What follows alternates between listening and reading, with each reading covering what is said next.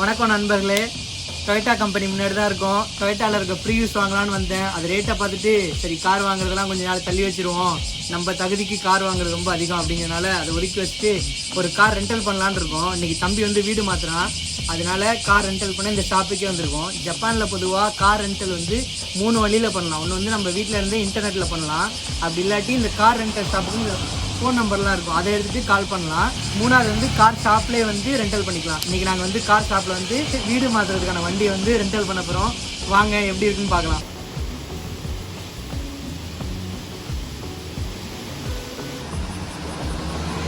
நம்மளுக்கு பின்னாடி இருக்கிறது டொயோட்டா கார் தான். இந்த வண்டியை தான் நம்ம ரெண்டல் பண்ணியிருப்போம் அப்படின்னு நினைப்பீங்க, ஆனால் அதான் இல்லை.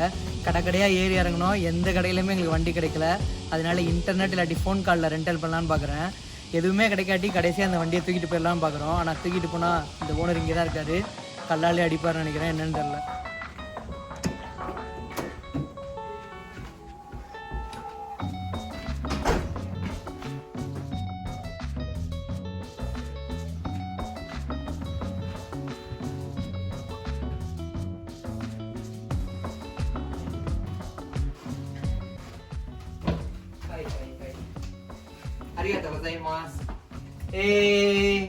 கார் புக் பண்ணிட்டோம். ஃபோன் காலில் தான் இப்போ கார் புக் பண்ண முடிஞ்சுது. இன்னைக்கு கடை பார்த்தீங்கன்னா Toyota rental, Nissan rental, Nippon rental, budget rental 4 கடைக்கு ஏறி இறங்கணும். எந்த கடையிலுமே கார் கிடைக்கல. இங்கே வந்து உட்காந்து கிட்டத்தட்ட ஒரு 1.5 மணி நேரம் போராடி கடைசியாக நிக்கோ ரெண்டல் வந்து கார் கிடைச்சிருக்கு. நம்ம வெளியில் பார்த்தோம்னா டொயோட்டா ஹையஸ் அதே கார் தான் லக்கா கிடைச்சிருச்சு. ஃபோன் பண்ணி கேட்டோம் இருக்கு அப்படின்னு இருக்காங்க. இன்னைக்கு 11:30லேருந்து நைட் 8 மணி வரலும் ரிஜிஸ்டர் பண்ணியிருக்கோம். கிட்டத்தட்ட ஒரு 8500 வந்தது. ரொம்ப சீப்பும் கிடையாது, ரொம்ப காஸ்ட்லியும் கிடையாது, மீடியமான ரேட்டு. நிக்கோ ரெண்டல் பரவாயில்ல, ரீசனபிள் ரேட்டா இன்னைக்கு புக் பண்றதுக்கே கொடுத்துருக்காங்க. ரொம்ப சந்தோஷமா இருக்கு. ஏன்னா இவ்வளவு நேரம் நான் கஷ்டப்பட்டு தேடினதே கிடையாது. இன்னைக்கு கிடைக்காம போயிருந்ததுன்னா ரொம்ப கஷ்டமா இருந்திருக்கும். இதுதான் நாங்க ஷிஃப்ட் பண்ண போற வீடு. இந்த வீட்டுல பெரிய லொகேஷன் பாத்தீங்கன்னா ஒரு ஃப்ரிட்ஜ் இருக்கு, வாஷிங் மிஷின் இருக்கு. இந்த உட்கார்ந்துருக்க இந்த கட்டில் தான் ரொம்ப கஷ்டம். இந்த கட்டில் அப்புறம் டிஸ்மாண்டில் பண்ணி இது எல்லாத்தையும் அந்த டொயோட்டா ஹையஸ் வண்டிக்குள்ள போட்டு, நம்ம இப்ப இருக்கிற இடம் வந்து ஒசாக்கா. இங்க ஒசாக்கால இருந்து கோபேங்கிற ஏரியாவுக்கு போகிறோம்.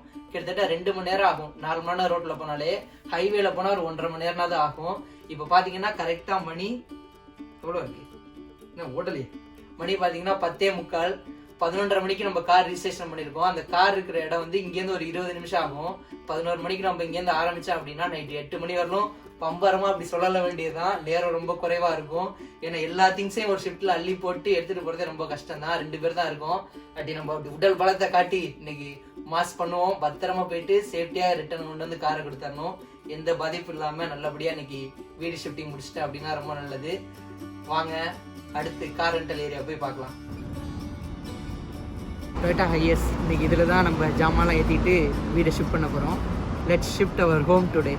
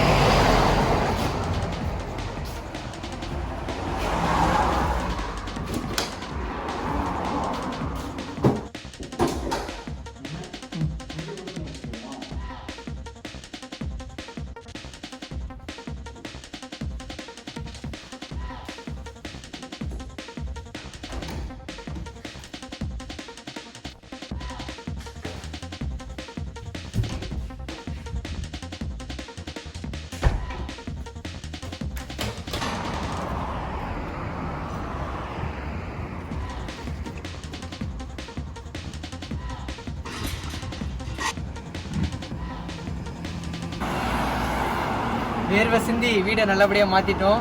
கோபையில் இருக்கோம் நம்ம. ஷிஃப்டிங் நல்லபடியாக முடிஞ்சுது.